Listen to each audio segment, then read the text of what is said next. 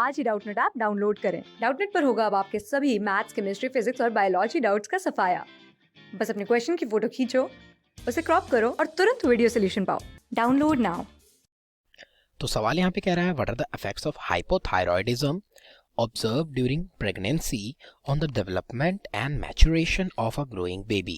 यानी कि अगर हमारी जो मदर है उसको हाइपोथायरॉयडिज्म है प्रेगनेंसी के टाइम पे, तो वो जो हाइपोथायरॉयडिज्म है वो कैसे अफेक्ट करेगा हमारी डेवलपमेंट और मैचुरेशन पे, जो हमारा बेबी ग्रो कर रहा है मैटरनल के अंदर, मैटरनल बॉडी के अंदर, उसके ऊपर।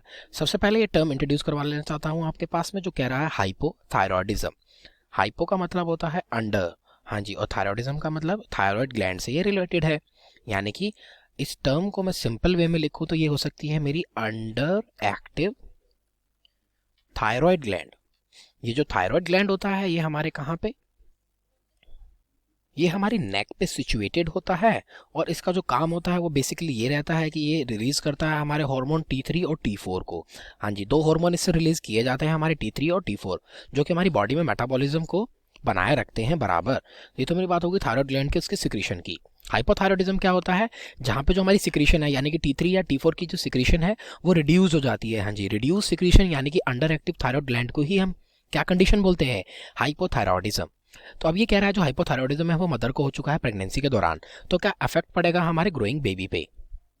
तो बता देता हूँ हमारे पास जो डिफरेंट डिफरेंट इफेक्ट देखने को मिलते हैं ग्रोइंग बेबी पे। वो सबसे पहले तो होता है क्या, एक तो होता है मिस कैरेज। हाँ जी, मिस कैरेज का तो सबसे बड़ा चांस होता है अगर हाइपोथायरॉयडिज्म है मैटरनल बॉडी को, तो हमारे जो मिस कैरेज होते हैं यानी कि जो बेबी है उसकी मतलब वो डेवलप हो ही नहीं पाता है, डेवलप नहीं हो पाता है, तो उसी को हम बोलते हैं मिसकैरेज। यानी कि मदर कंसीव ही नहीं कर पाती है ढंग से, वो फर्स्ट ट्राइमेस्टर या फिर ऐसे टाइम पे ही अबॉर्ट हो जाता है हमारी प्रेगनेंसी, तो उसको हम मिसकैरेज बोलते हैं।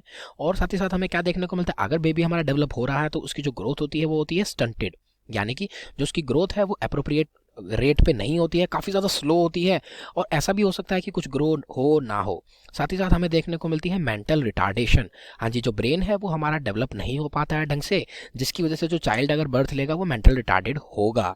साथ ही साथ इससे एसोसिएटेड है हमारी लो IQ, यानी कि जो इंटेलिजेंस होती है हमारे बेबी की वो भी कम हो जाती है।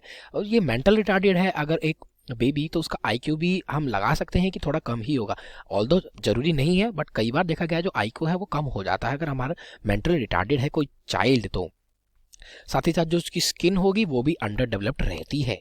तो ये कुछ हमारे सिम्टम्स हैं, यानी कि ये कुछ हमारे स्टेप्स हैं, यानी कि जो हमें अगर मैटरनल बॉडी हाइपोथायरॉयडिज्म से अफेक्टेड है तो ये कुछ हमें चेंजेस देखने को मिलते हैं हमारे ग्रोइंग बेबी पे। तो ये तो हो जाता है हमारा क्वेश्चन कंप्लीट। Thank you.